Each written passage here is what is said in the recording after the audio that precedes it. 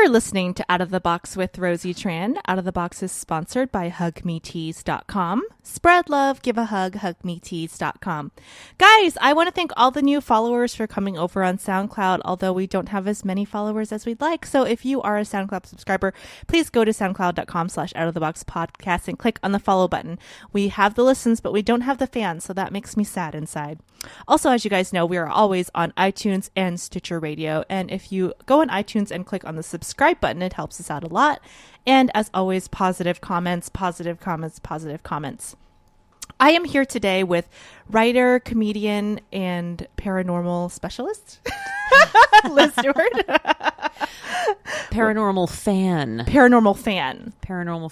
Soon to be TBD. We can't talk about it on the podcast. Oh, yeah, I know the whole thing. I know. I'll come back. But yeah, I'm going to do investigations of a paranormal phenomenon. But the whole thing is that I'm completely inept and unequipped, and I just watch ghost hunting shows. And I bought a kit on eBay, and so we're gonna check it out, and I hope I don't bring home any demons. But I have some sage sticks and holy water. So so we'll do a smudging in the car. Make sure he can't stay in the car. You stay where you are, and do a little spritz with the holy water. So I think we'll be good. You're so funny. So you're a comedian and you are just engaged. Congratulations. Thank you. That's on Facebook, so I'm allowed to say it, right? Yeah. We've been together for a really, really long time. So you and your model-looking fiance. I know. He's great. He has his own television show. Wow. So it's pretty good. So we can afford a wedding. But I'm going to bring it in at $5,000 or less. Wow. Did you know that the typical wedding in the US is $20,000? That's amazing, man. And in LA, I bet it's even more, man. Like a friend of mine was getting married, and she was like, my father just gave me $40,000 for the wedding. Who are these friends? A girl who I worked with. Friend is a strong word for our relationship. It was a co-worker that I didn't want to strangle a lot. And that way she was different than the other. I worked in an office during the darkest part of my life. And first of all, we all have. Yeah. I'd never had an office job. Until that one and only time. Every other, layman's job that I had has been waiting tables where you get to move around and you don't feel really cornered, and you work with people who have an active life outside of the office, outside of the restaurant. I've had a lot of LA scammer jobs, like Craigslist jobs, like cold calling and things that comedians can do because we don't care about rejection. Yeah. So we don't care if people are just hanging up on us. I actually had one.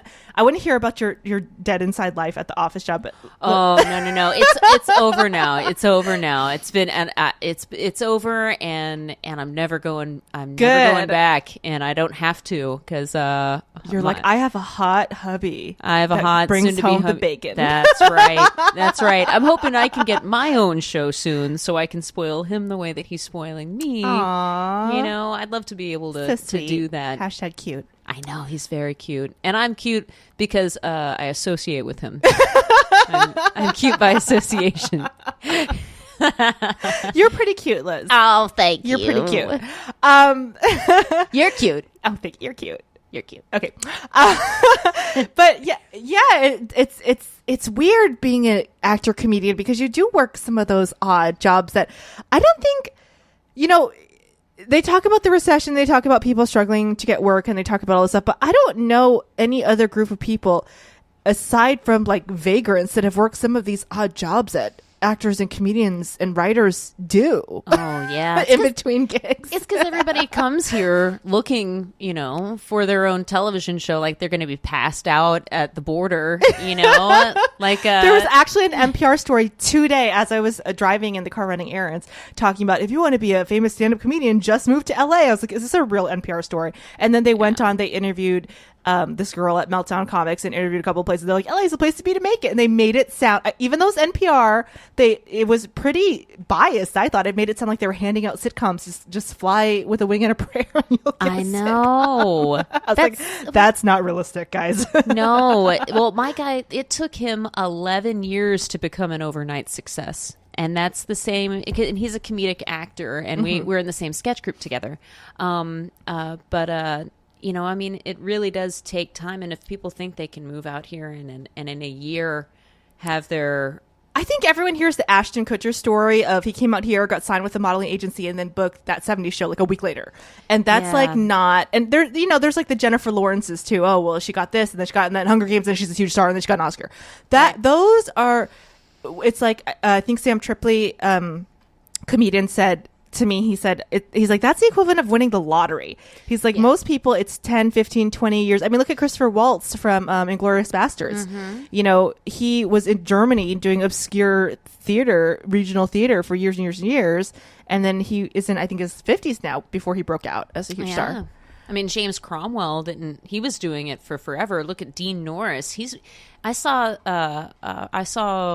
Total Recall, the original, watched it with my boyfriend, because we love Paul Verhoeven. Fiancé. Hey. Oh, yeah. You only get a certain amount of time to use the fancy word and say, this is my fiancé. Fiancé. I was eating my fiance. I was watching with my fiance, and because we love Paul Verhoeven, and they'd remade Total Recall, and I was like, oh, not even Bryan Cranston can rescue this. It's horrible.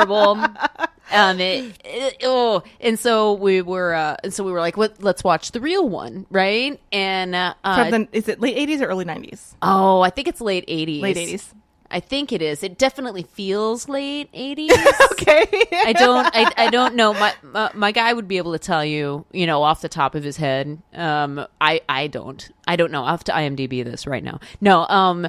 So Dean Norris is in that, and Dean Norris is in everything. He was in Terminator 2. And then it was only when he got on Breaking Bad that people are like, oh, I know who Dean Norris is now. If you don't know who he is, he plays Isaac Schrader on Breaking Bad. The Breaking Bad days when me and my husband locked ourselves into the living room and did not sleep for days. Oh, yeah. I love Hashtag Netflix binge. Oh, man. I saw the pilot. I was with it for, when they aired the pilot, I ran into the living room and I was like, Cooper, stop what you're doing. Come with me. And I took him to my room and we watched it. And we were like, this is the best shit ever. Here's the thing. We get addicted very easily. We haven't seen Game of Thrones and everyone's like, why haven't you seen Game of Thrones? I understand Game of Thrones. And someone has actually bought us the first season of Game of Thrones and we still haven't touched it because we binge and we can't wait. So if an episode is out and there's another episode and we have to wait a week or two to watch it or whatever, we can't do that. We need to see the next episode immediately. So what we do is we wait until the show is over. And then when people talk about it, we cover our ears and go la la la la la la la la, and then we do the 2 or 3 week binge where I become a comatose state on the couch. Right. And then we watch the whole thing and we have a giant orgasm and then it's over with and we're like, okay, we found out what happened. Because we just did that with Treme. We saw seasons 1 through 3 on Amazon Prime for free. Season 4, you have to pay for it. And we didn't realize that. We thought all the full seasons were on there. So we watched the first, I think it's 3 seasons. And we're like, oh, we got really into it. And then we're like, no, we can't watch this and we're too cheap to pay for this. So Treme's good? I haven't seen it. We like it, but it's not the typical addictive show. It's a very slow-paced show, and you kind of have to get invested into the characters.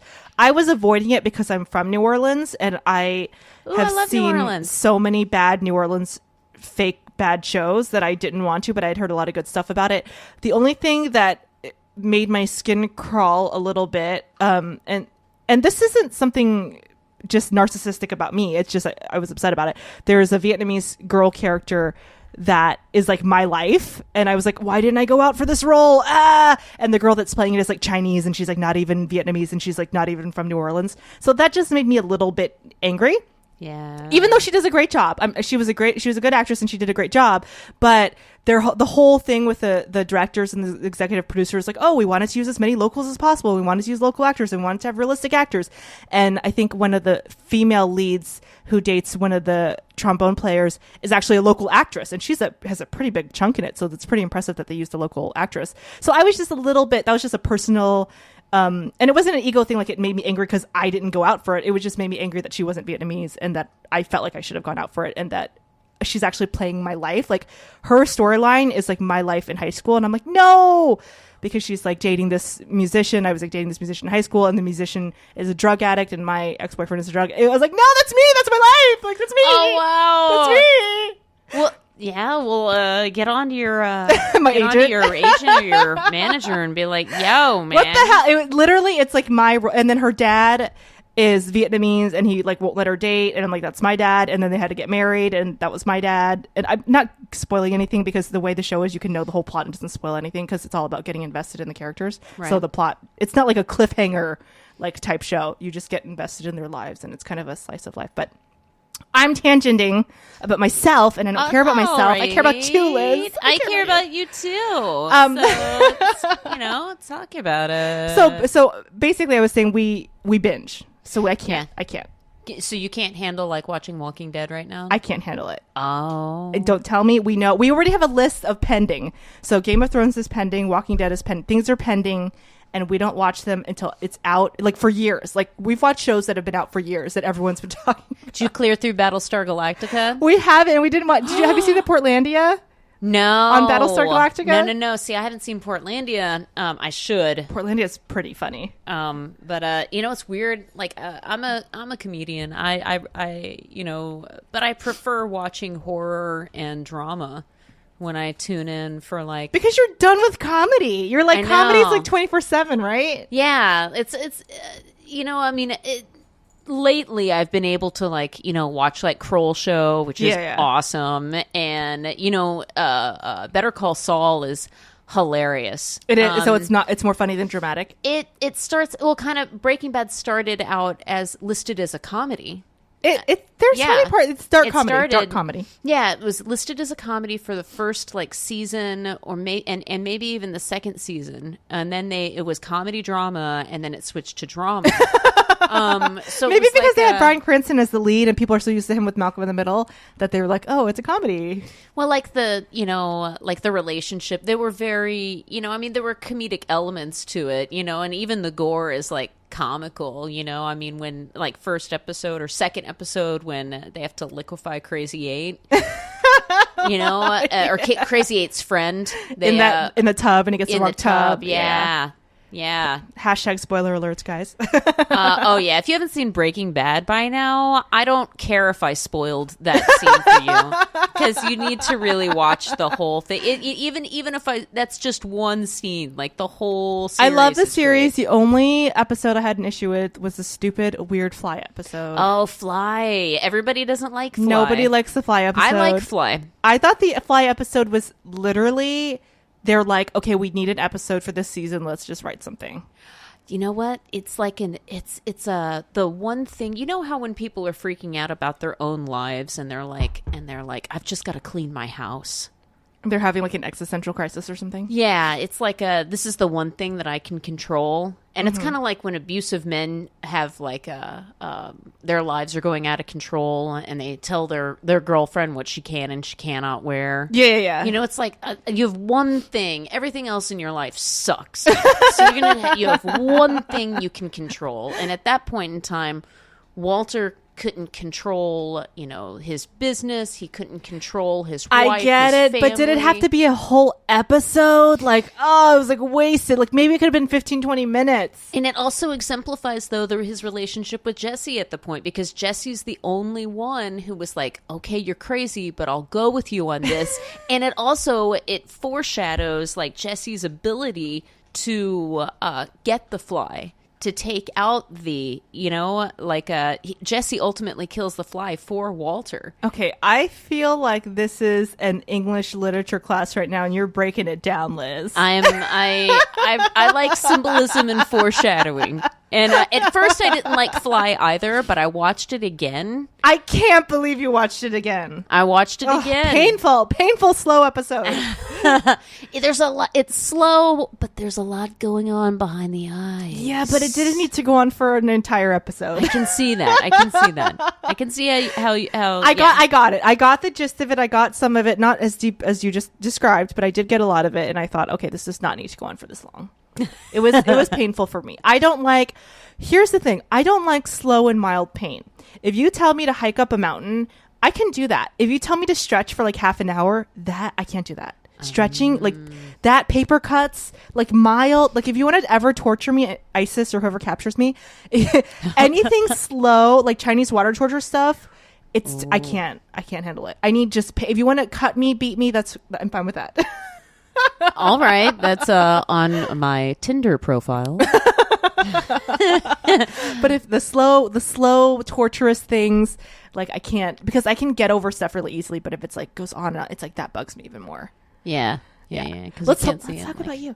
Right. So you're engaged. Yes. Yeah. Are you allowed to say any type of romantic what happened? Oh, well, I've never really thought like I'd get married. You know, like my mom had 2 marriages and 2 divorces, and I have 2 sisters. And you're a cat lady. I'm a cat lady, but I don't think that having a cat makes you excludes you from the dating pool. In fact, like my guy loves cats. He wasn't a cat person before we got together, but now he's all about cats. And they're good training, like for respecting somebody else's boundaries. And they're furry and they have cute little butts. What are you going to do? So hi friend. Yes. Wait. What are we talking about? So you never thought you were going to get married? I never thought I'd get married. I was putting you down to your face. No. No. Like I am a crazy cat lady, and I wear it as a badge of honor. It is. I'm a crazy pet lady. Anyone who knows me or follows my Twitter or sees the amount of puppy pictures and animal pictures and goat pictures. Yeah, I like goats too. They're very sweet. They're very cute. Knows that I'm a crazy pet lady, so that was actually a compliment. Thank you. But you were listing reasons why you never thought you would get married. So. Yeah, and my 2 sisters, they've both had they're both on husband number 3. How old are your sisters? You look young. Thank you. And they're not even old. Like it's just they started at a very early age. I wouldn't get married at that point. I would not get married if I was 21. On the second one. Yeah. I would just say, okay, you're my boyfriend. Yeah. Like, what's the point? But people, especially women, think that if you get married, then you live happily ever after because of these like bullshit fairy tales that we've been told since we were little kids. Why, like don't you want to grow up to be a princess? No, motherfucker. I want to grow up to be the queen. I don't want to be a princess. Nobody's going to come in here and save me from my life. So I had always just been like, oh, okay, I have to be self-sufficient. I have to be able to, change my own oil, change my own tire, like be able to cook and clean, but also be able to, do carpentry and write and film and do everything as if I'm never going to meet somebody who might be able to help me with it. But that's actually the healthy way of doing things. And a lot of women look to be rescued and guys look to rescue women. And that's 1 + 1 = bad. Yeah. If we get into a fist fight, like if somebody like attacks me, Cooper's instinct is to get in between me and that guy, and that's very sweet. Just so you guys know, that's her fiance, not her cat. Yes, that's my fiance. Cooper could be a cat name. Yeah, he'd make a good cat. But like his instinct is to like protect me, and I'm like, no, you're the breadwinner. If somebody pulls a knife, I'll protect your ass. I will protect you. If you get injured, we lose money, man. No one's touching that pretty face. Back up, bitches.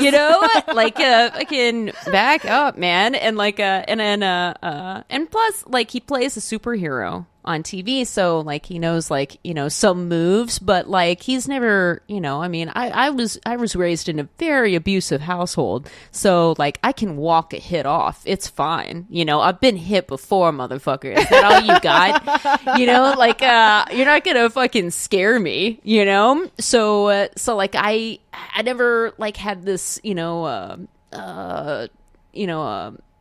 lifelong dream of being with like to be a great rescued. guy. Yeah. Because I actually didn't even know great guys existed. Because of your upbringing. Oh, because of my upbringing. Because I was also, raised in Houston, Texas, and so like, there's like this whole thing about like, if a man is kind to women, then he must be like some sort of gay, which is so twisted. It is twisted. If you like women and you like are like homophobic and you're like, oh, that's gay over there, but I bang sluts, then like what's your fucking problem? Somebody who truly loves women, somebody who's truly heterosexual would want to savor all of the flavors of a woman, and that means like taking care of taking care of each other psychologically and physically and respectfully, and like that's what gets me hella wet. I don't want I like a hashtag hella wet. Hella wet. I don't want. So like in Houston, like the guys who were the nicest to me were homosexual, and it's great because I'd get crushes on them.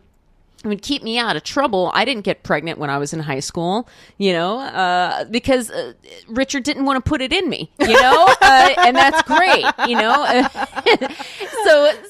so it's great. And can I just tell you that my favorite episode of this is totally off topic. I don't know if I've ever talked about this on the podcast, but my favorite episode of Cheaters of all time was filmed in Houston, Texas. Oh no! Is that the one where you got stabbed? No, that was not the one where it got subbed. It was the episode of Cheaters, for those of you who are Cheaters fans. So for those of you who don't know what Cheaters is, it's a show that's on Fox late night where Joey Greco was previously hosting, but it was the best. It was the best show. It was the best. Then he got stabbed, and now it's all nice. But before he was like, "Does your mom know that you're doing this?" He would antagonize. So women or men could put their spouse, boyfriend, whatever, undercover, and they would see if they were cheating, and then it was a hidden camera show, and the camera would come out, and then Joey Greco would totally antagonize the people and be like, "How does it feel? How does it feel to be a cheater?" And does your mom know you treat women like this? Does your mom know that you a punk? And then apparently he got stabbed. I didn't even see that episode. My favorite episode of all time. Stabbed on a boat. He couldn't even get away from the stabbing. Was I have to Google this now. Was there was an older black gentleman and an older black woman about the age of a grandmother and grandfather. Fantastic. And the woman was having cheaters follow her husband. They went into a restaurant, and the gentleman was with a much younger girl that looked like a prostitute.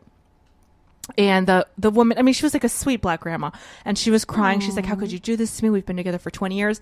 And then the black guy looks straight into the camera, and usually they blur the face if they haven't signed the release. So he obviously signed the release and didn't care. And he's like, "Bitch, I told you I'm a pimp from way back when." No! Oh my God, it was so great. He's like, "I told you when we got together I was a pimp, and I'll tell you now. What is this camera crew?" And then the prostitute lady tried to get up, and he held her down, and he said, "No, bitch, I'm proud. I ain't got nothing to hide. I told her I was a pimp from way back when. Third Coast, Dirty South, Houston. What's up? Represent." And he like got all up in the camera. Yeah. He was like shouting his gang signs. And even though I probably went to school with that guy. No, he was like 70 plus years old. I look good for my age. He was one of those black guys that had like a purple, like, grimace suit. Like he wore like a purple. I love that. Yeah. And he had a pimp cane, and and it was just literally pure comedy. I could not write a funnier sketch if I tried. Houston actually has like the weather of New Orleans. It's very, very hot, very, very muggy. But we were, and I'm very proud to tell you, we are just as violent as Detroit. It was always Detroit and Houston contending for murder capital. A couple of years it was New Orleans versus Washington, D.C. So yeah, I just want to let you know we were in there for 2 years, I think in 95, 96. Oh, see, we had our reign of terror, like the late 80s. Yeah. And so don't take the rain. Don't take the rain all the way. We had it for 2 years. Yeah. New Orleans, very good for crime. Very good. So it's hot and muggy. You know, it's like a dirty South. Or as according to the pimp, Third Coast, dirty South. What's up? Represent. Whoa. Yeah, H-Town! You know what? I've often yelled that, but I didn't do it after I had just been caught cheating on oh my God, somebody. It was the best episode ever. Because you didn't... Because well, usually when you watch cheaters, the people run and hide, or they go, "Oh, baby, please," and they, it's a mistake. Blah, blah. This guy like pushed everyone out of the way to be in the camera more, and was like, "I've already told you I'm a cheater. What is this camera crew?" Right?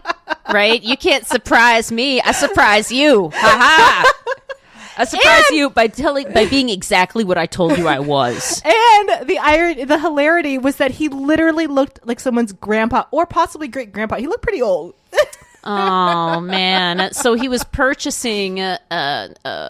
He was purchasing the woman with. I think he was a pimp. I think he was like an actual pimp. Oh, I have absolutely no respect for pimps. I don't either. But it was just so. It was just so funny. They don't even work themselves. They're like middle management. He is. He's like middle management He's of like, sex. Yeah. Sex selling. He's like Gene at the Coffee Bean. He's like, guys, we've got to really dial it in. Don't make me slap you again, honey. Oh. So that was a side tangent, but every time I think of Houston, I think of the episode of Cheaters. That is actually a very effective representation of the quality of men that you will find in Houston. Hashtag, I'm not kidding. There are some great guys in Houston. So you just got to look really, really hard. You definitely grew up with not the Cinderella complex. Correct. Okay. Correct. I had like the reverse Cinderella complex. The and opposite. And so then I meet this really, really great guy, and I was like, whoa, this came out of nowhere. And then we like immediately. And he's hot. Okay, I'm sorry to keep bringing this up, ladies. He is very good looking. He's taken. He is very taken. And I will cut a bitch if she. No, I don't need to worry about it. See, with him, I don't even have to worry about cutting a bitch. Although, if he ever does a movie with Angelina Jolie, I will tell her I will cut a bitch. I'll be like, yo, man, I know your history and you're gorgeous. So you just need to fucking think how long you want to stay gorgeous, girl. I'll cut a bitch. She creeps me out. She's too skinny. Oh, I love it when you can see the hip bones through the pants. I'm just kidding. She creeps me out. I'm not into her. If I were to turn Ellen, I would go for someone not her. Monica Bellucci. Monica Bellucci is a good-looking woman. Yeah. I think she's like because she's so. There's lots of good candidates for like. I mean, if Cooper were a chick, I'd be with him also. He wouldn't. I don't think he would. I mean, if he were a lesbian, he would. I don't know. We haven't. You never know till it happens. So maybe next life. I think my husband would be a good lesbian because his sisters are pretty attractive. So I think I would have a good. Oh yeah. Does Cooper have sisters? No, he's the only child. Aww. So it means he's gonna have to get his baby in me, which means. So you never thought you were going to get married, but you never thought you were going to have kids, or you want kids? No, I figured I gave it the office with all that family shit, like family and religion. Like I'm pretty much out. Like I'm like I've from my experience with both of these things, I'm gonna have to take a pass. But he's great, and his family's great, and he's very cool.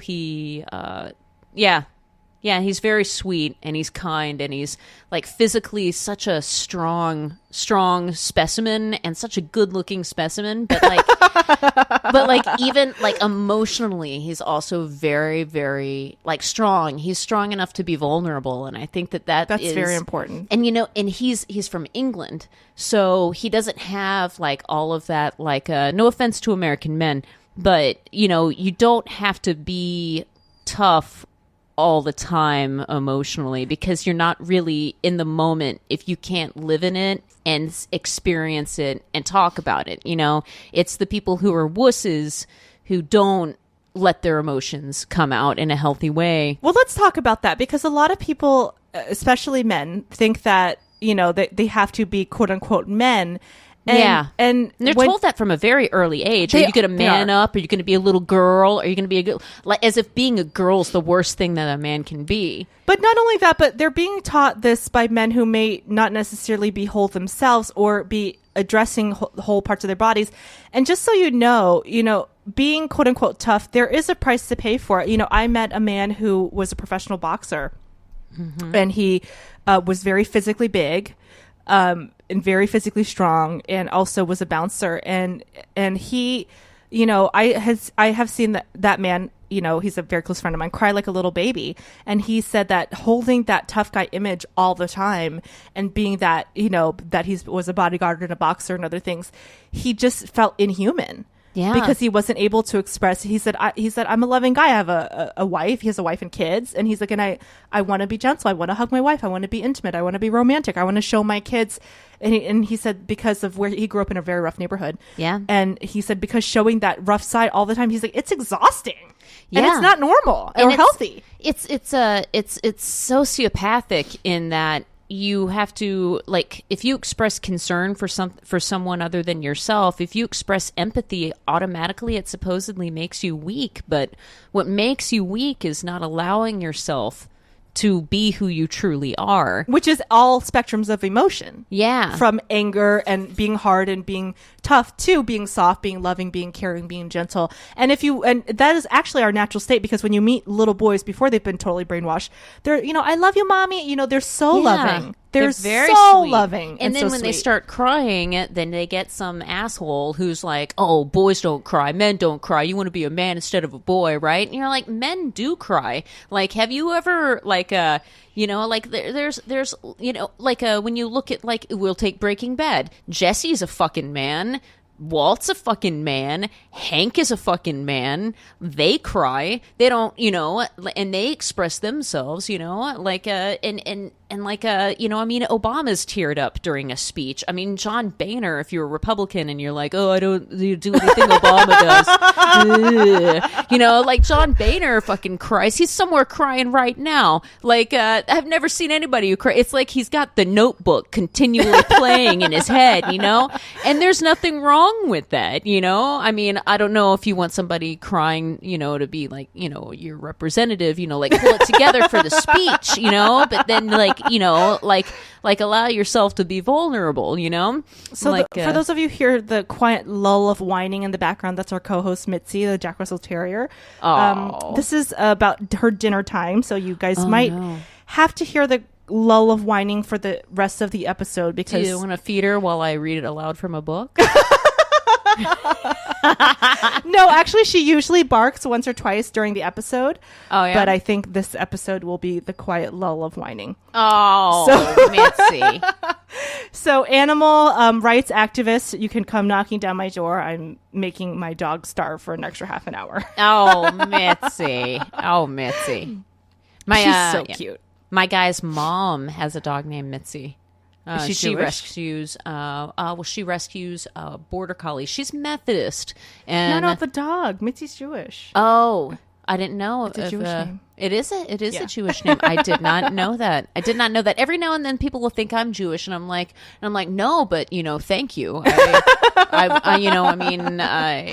The Jewish culture has contributed a lot. So thank you for thinking I was part of that. I am not. Just go with it. Be like, yes, I am. Yeah, I had a comic who was like, hey, I can't do a spot. Can you fill in for me? And I was like, sure. Was it a Jewish show?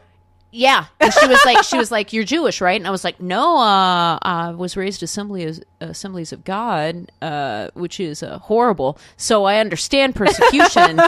So I can fit in that way. And they were like, oh no, it's only Jews. And I was like, no, man. You're like, I can write a bar mitzvah joke. Who's persecuting who now? I didn't do it. But yeah, celebrate the Jewish culture. This has been a tangent-y podcast so far. I know. I don't think I've gotten out any story. It's fine because I keep cutting you off. No. I also I am a very a tangential person myself. I allow myself to be tangential. No, but I want to talk about it because you brought up a lot of really good points, and I think it's really important for people to know, and especially men, because a lot of men don't realize that they're culturally conditioned / brainwashed. Look at little boys. Little boys do not act the way men are quote unquote conditioned to. They're very loving. They're very sweet. They're very romantic. You know, I've met so many little boys, my friends, you know, nephews of mine or relatives of mine or cousins of mine or friends, kids who are like, oh, do you want to be my Valentine? Or do you want to be, they're so sweet. And stay sweet, boys. Sweet Nobody, boys. you know, in the animal kingdom right now, what's happening is that primates, and we are a primate, other primates are getting bored with overly aggressive men in their species, and they are refusing to mate. Well, bonobos do that. Bonobos are a matriarchal society that runs by the women, and women use sexual favors to control the men, and overly aggressive males are not alpha males in bonobo society. Yeah. And it's spreading to like chimpanzees and gorillas. So guys, you know what women really, really like? A man who cares about women. Aww, so that's so sweet. And I don't want to hear any macho men out there, oh, they're pussy whipped.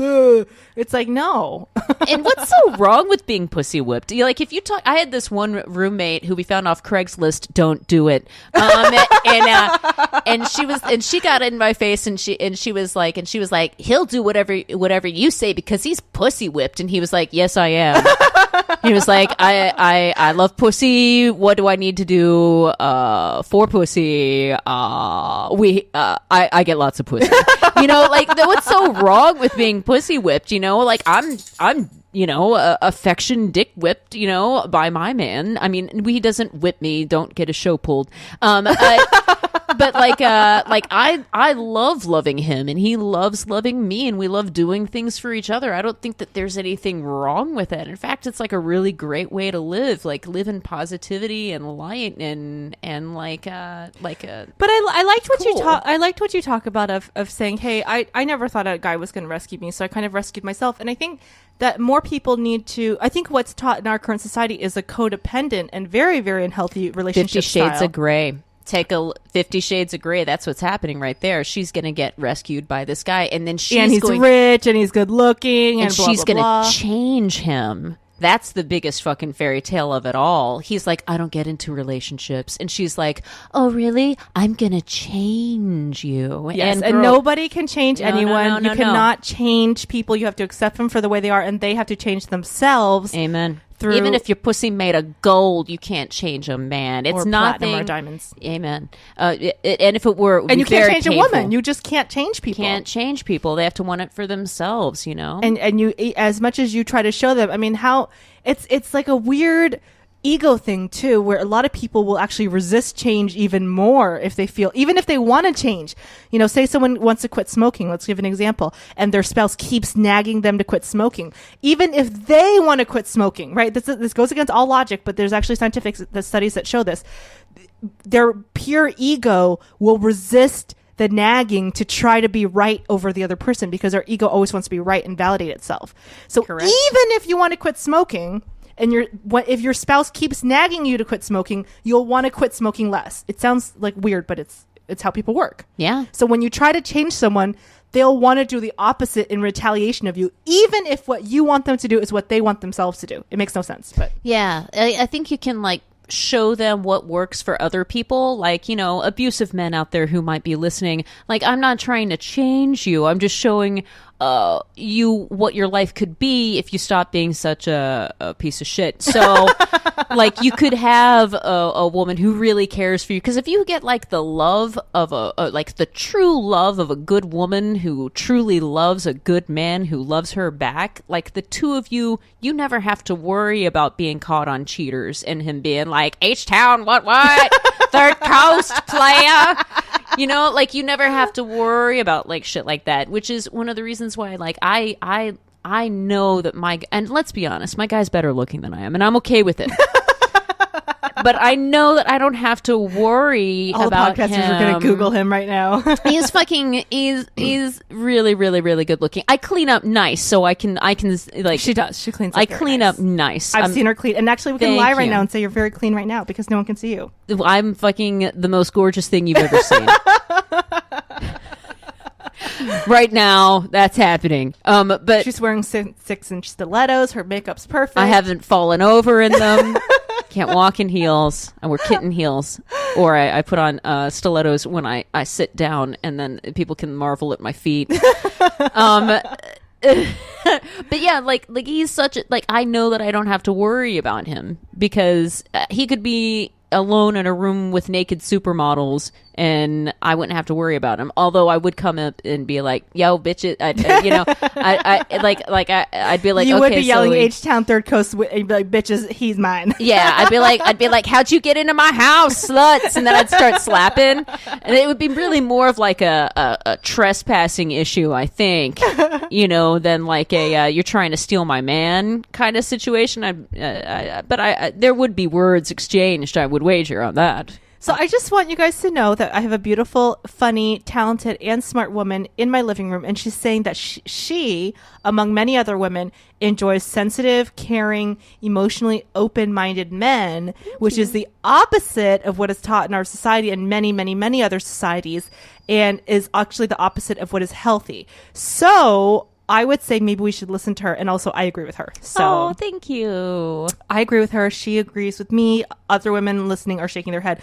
Although I have met some women who are also brainwashed and kind of sick in the head because of cultural conditioning and believe that, some macho guys can rescue them. Of course, these women are very unhappy in their relationships, but yeah, like gender binaries are no good for anybody. There's not like the male role and there's not like the female role. We're all in everything. Like currently Cooper is the breadwinner, but he hasn't always been.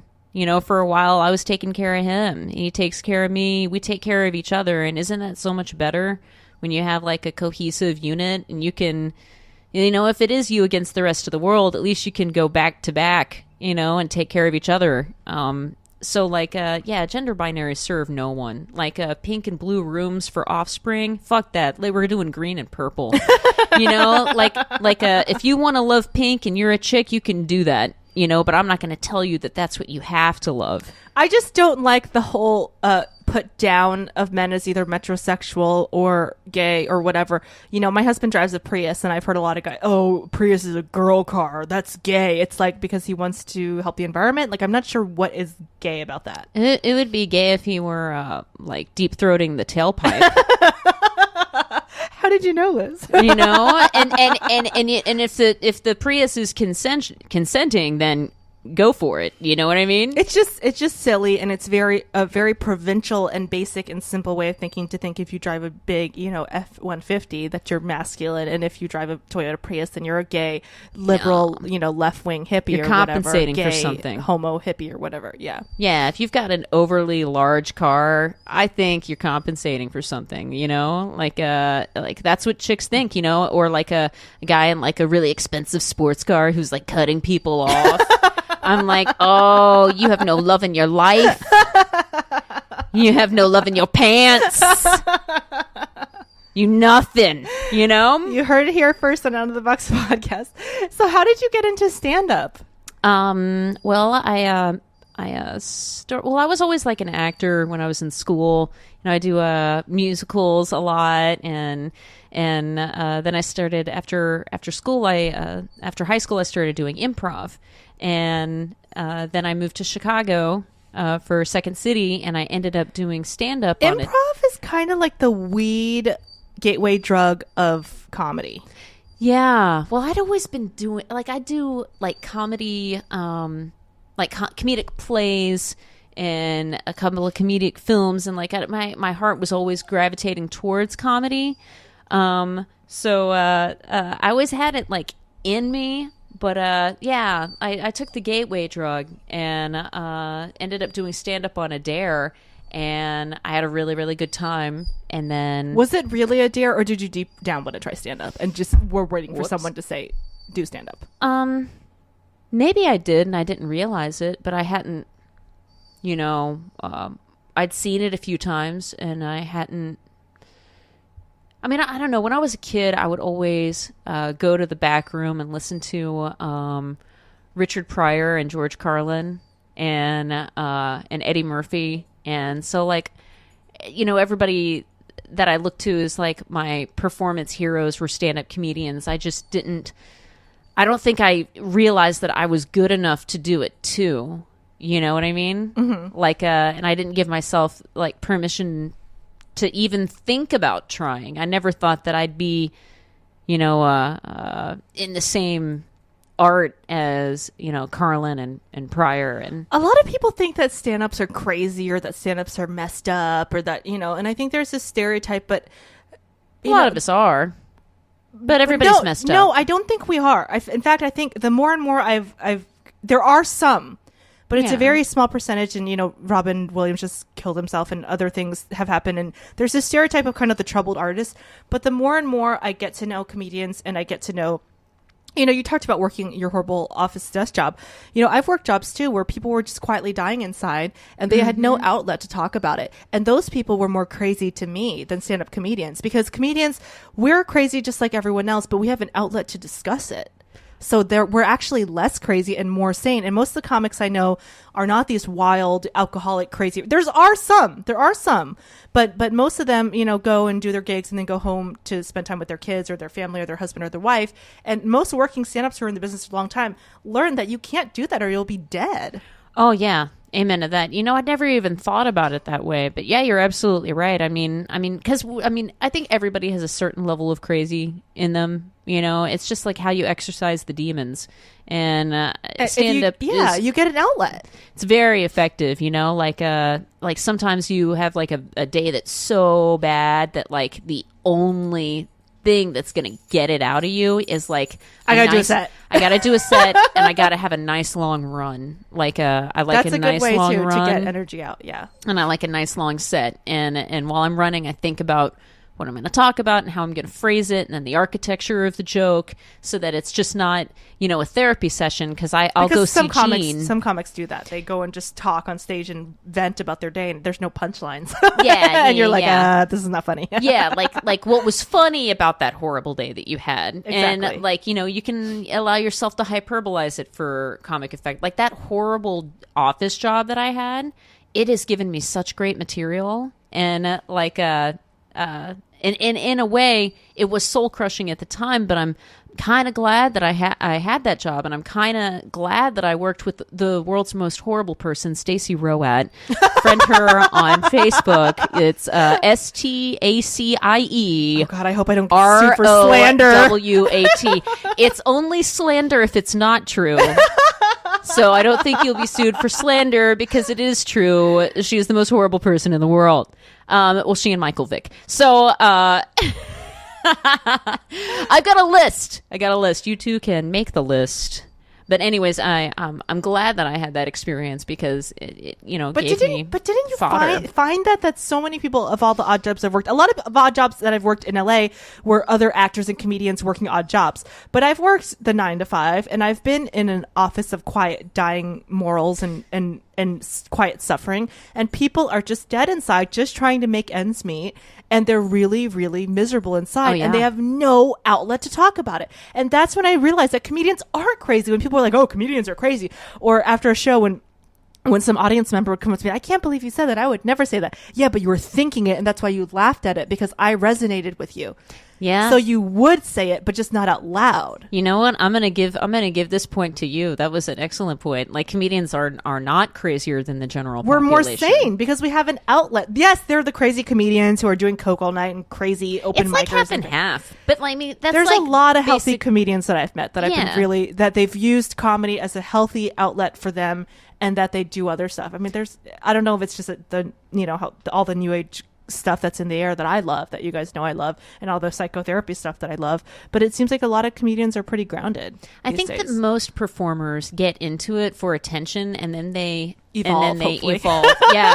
Then evolve and like form a genuine love for the craft, and like and build something with the audience. That's my favorite part about doing stand-up. It's like, we're building this evening together, and I've taken the time to craft this joke and take you on a journey, and I hope you dig it too. Yeah, I've done that. I used to be, like you said, all about the attention, and obviously that was the issues part of the stand-up, was I didn't get attention growing up, and I had a lot of unresolved personal issues. And then after evolving out of that, and now it's about writing funny stuff and bringing joy to people, and sometimes therapy for myself. But you can do both. They're not mutually exclusive. They're not. But I just don't like that stereotype. I've heard it a lot that comedians are crazy or off whack. Or I think the same thing of musicians is very true. Is no, they're not. They have an outlet, and some of them are wacky, but but the average person who doesn't have an outlet, that's wackier. Yeah. When you look at if you look at the restaurant industry, like those general managers, they're wacky nuts. and they die really early. Like they don't have a high life expectancy. It's a high stress life, right? It's because they're middle management, man. They're getting it from their employees, they're getting it from customers, they're getting it from the owners. Like there's a low satisfaction level. Yeah, like they need to unwind, and that's why at one of my jobs, I worked with the GM who was totally blown out on coke like all the time. You know, he always had like a sinus infection, and I'm like, okay, can I get some of that sinus infection? Cut me up a line of that sinus infection. Let's get nuts. So if he had a creative outlet, you know, I think he would have been a way happier person. And those are the guys that I'll perform at their restaurant because they'll have a comedy night and they come up, and those are the guys, I'm telling you, Liz, every time. Oh yeah, people told me I should be a comedian. Oh, yeah, you know, they're the guys. They're adorable. They're the guys that are like, that. oh, I should have done stand up with a quiet desperation. They were the funny guy in high school. Blah blah blah blah blah. And Well, it's never too late. You know, I'm a firm believer in that. You know, and comedy has no shelf life, you know. It doesn't. And you can make it at any age. In fact, sometimes it's better when you're older, because even though Hollywood is all about being young and glorious, you know, it's the older you are, sometimes the more better material or life experience for material. Yeah, you have like a whole wealth of experience. And plus, once you hit it like a certain age, like I've just accepted the fact that, you know, on Twitter, I'm going to be called, you know, fat, old, a cunt. I got called pasty the other day. People are going to be like, shut up, bitch. And like, once you just accept that there's like a small part of the population that's just how they speak to people. Once you're like, oh man, I fucking I expect it, and so it doesn't get to me. And like when the first time it happened, I was like, oh my God, the first time I got called fat online, I went and I ran so many miles, and I was like, so what happened? Somebody just said you were fat? Oh, I had a video and somebody was like, oh, she's fat. And I was like, oh, no, no. And then I weighed 125. That's not fat, you know, but camera adds 10 pounds. So I probably looked 135 on a 5'2" frame, 5'3" frame. It's not fat, but it's like, it's normal size, but it's actually thinner than normal. The average woman in America is, I think, 140 or 150. Yeah, it's still, you know, under normal, but it's for not, Hollywood. But it's not, you know, and for like these guys, you know, who are like, you know, in their parents' basement jerking off to like gamer porn, you know, like, and let's are fat. You know, I'm fat, but the beauty part about that is like, let's not get it twisted. Even if I were 220 and we were in a bar together, you'd still try to get in. You'd still try to get in some of this. So, like, let's not get it twisted. I know you're calling me fat right now from the safety behind your computer, but you know you'd try to hit it, and I would deny you. I just wish there was some type of virtual connection where you could see some type of hologrammed image of the person leaving the comments or something, or some type of, like, telepathy or something where you could see, because some of these people leaving negative comments, I know they're hideous. I mean, come on. They're just like an egg on Twitter. Come on now. Come on, egg. I know you, egg. You look like walking around looking like Eric Stoltz in mask. Want to call me fat, but I haven't been called fat in a while, which is great. But I acknowledge that I will be called fat again, and it's totally cool when it happens. And I haven't been called old in forever, you know. And you're getting older, and I'm getting older. Maybe it's the highlights. Maybe I'm looking younger, even though I'm getting older. Maybe I've got the Benjamin Buttons. Who knows? Who knows what's happening with that? I got called pasty last week. Somebody called me. They said, "Shut the fuck up, you pasty bitch," on Twitter, and I was like, "What are you tweeting?" Oh, I tweeted a joke about Rihanna, And then don't mess with Rihanna. I tweeted a Beyonce thing, and Beyonce's Queen Bee fans are crazy. They are crazy. They were like, "Shut the fuck up, you pasty white bitch!" And I was like, "Oh my god!" Did you favorite and retweet? No. Well, I just said, "Thank you, I love you too." That's what Roseanne does. She always favorites and retweets. That makes me well, I don't want to give them any action on it, but I just go, "Thank you, we're all God's children, bless you." And like, "Thank you, I love you too," and then like heart smiley face, because you can feel them on the other end like imploding.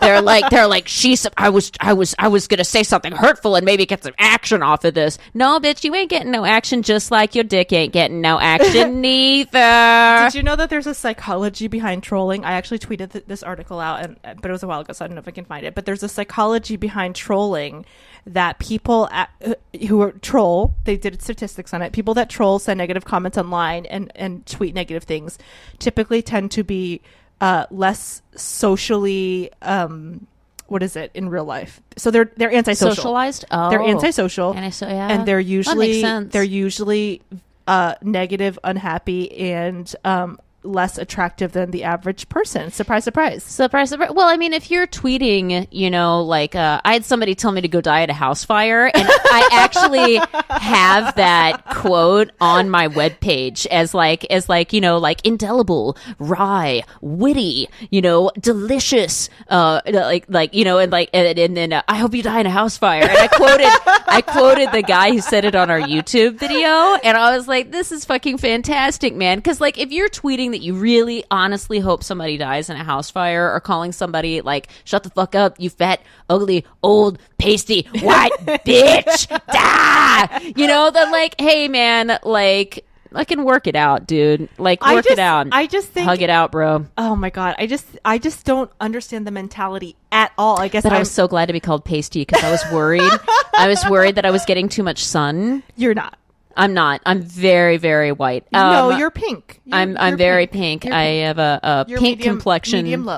Medium low. Does that make me a cool temperature? Because I'm trying to get my hair strategized. Am I a natural or am I a cool? You are lightly tanned. You are lightly tanned. Oh, so am I a warm temperature? Yeah, you're warm right now. Oh, fantastic. Low warms. I'll have to go with goldens. Golds for my my highlights. So this is good. I just don't get it though, because when I dislike something, which obviously I have an opinion, and there's many things that I like and dislike, I just feel like I don't just click to the next thing. Like, I don't sit there like, I hate this so much. Like, I don't feel the need to put that negative energy out there and put a negative comment and let them know how much. Even I got pretty riled up recently because of all the vaccine debates, and people were bashing anti-vaccine people and say, "Oh, they think they're going to get autism. They're idiots." And, I don't know whether vaccines cause autism or don't cause autism, but I personally would like to see more research on both sides, because I think 3 years ago there was some research that was saying that they could cause autism, and now they're saying it doesn't. But 3 years isn't that long of a time to really make a decision in my mind. And I just didn't like the cyberbullying of people that were saying, "Hey, I'm not sure." Whatever. That was my opinion. So I almost got sucked into it, but then I thought, who cares? Like, it doesn't matter. Yeah, I mean, when I have kids, I'll get into that debate. Right now, I would probably vaccinate, because,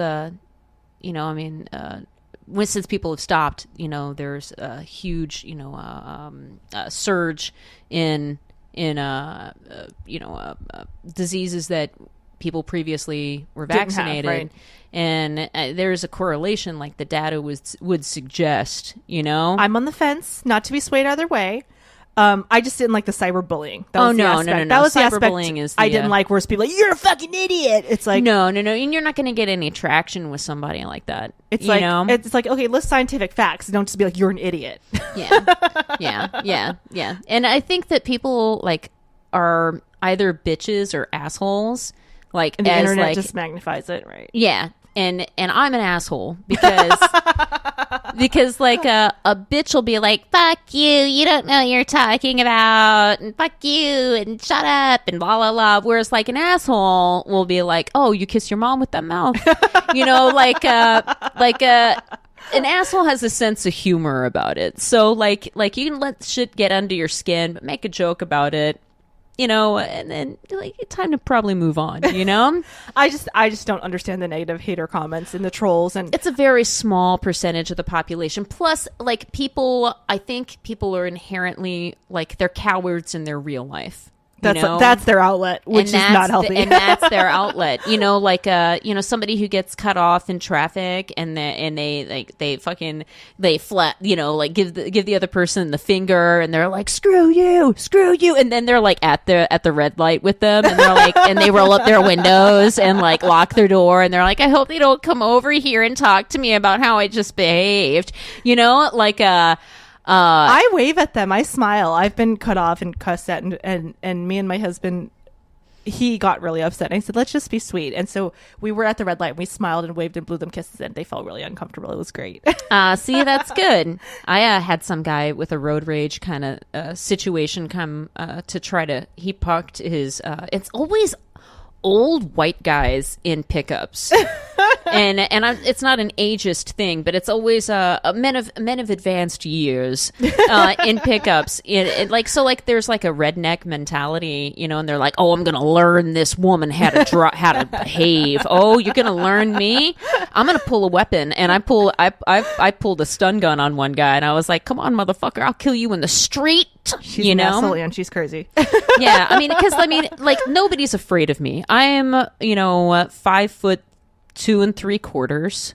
I am pasty, if you believe the comments. Although I think pasty is great. I just don't go out in the sun. I get sun poisoning. I'm very sensitive to daylight. I'm like a pasty vampire.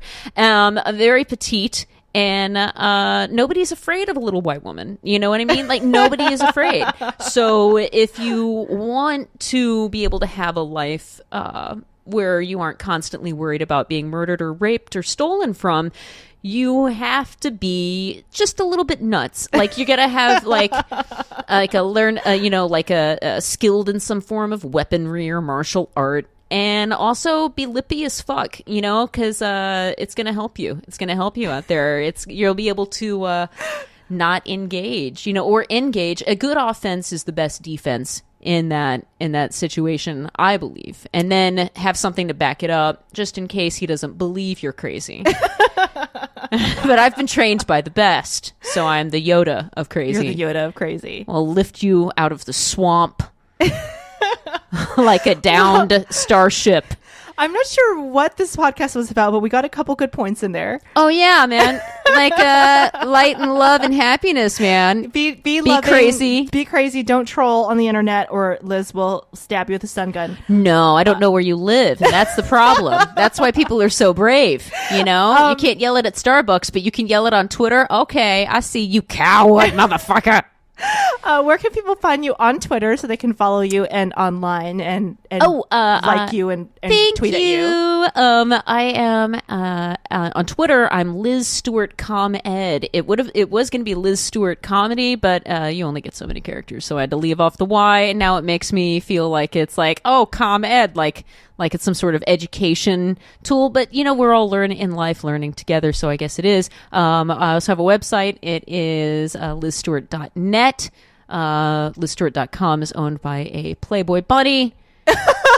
They go on lizstewart.com. They're like, wow, she's really hot. What is she talking about? I was hot in the 80s when I was a centerfold. And what about Facebook? Oh, Facebook, Liz Stewart. And I'm sure there are others, but we will put a link to all of background. We will put a link on outoftheboxpodcast.com. Auburn hair. Look for the pasty auburn hair girl with the pink background.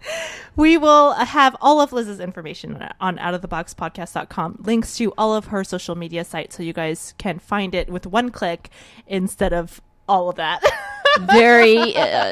Email me at... No, I'm not going to do that. Do you have any shows coming up or anything to promote, or just go to the website? I'm going to be doing... I'm really excited about doing competitive erotic fan fiction. On March 3rd, they give you a topic, and you have to write like a Harlequin romance, like a 50 Shades of Grey. This is going to be great. On the spot. So that's going to be over... In the LA area? Yeah, it's at the Virgil. On Sunset. Yeah. So guys, check that out. And also competitive erotic fan fiction. She has a either at Virgil or at Meltdown. It's one of those two She's cool not sure places. where it is. I'm not sure. It's in my phone. But the name is called Competitive Erotic Fan Fiction.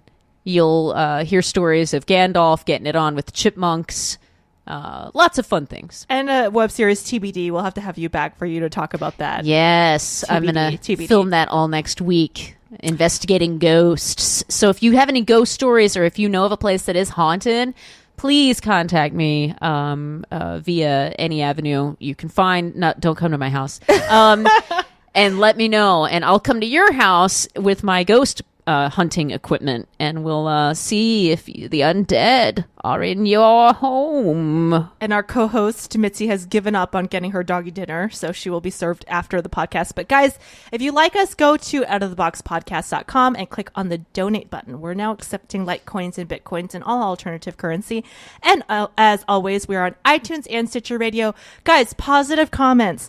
I just received 2 new positive comments recently, and I'm so happy and thankful for them, but we need more. So if you enjoyed the podcast and you don't have any money to donate to the podcast, one way you can help us is to go on iTunes.com, look up Out of the Box Podcast, and click on the follow, subscribe button, and also leave a positive comment. This has been Out of the Box Podcast with Rosie Tran.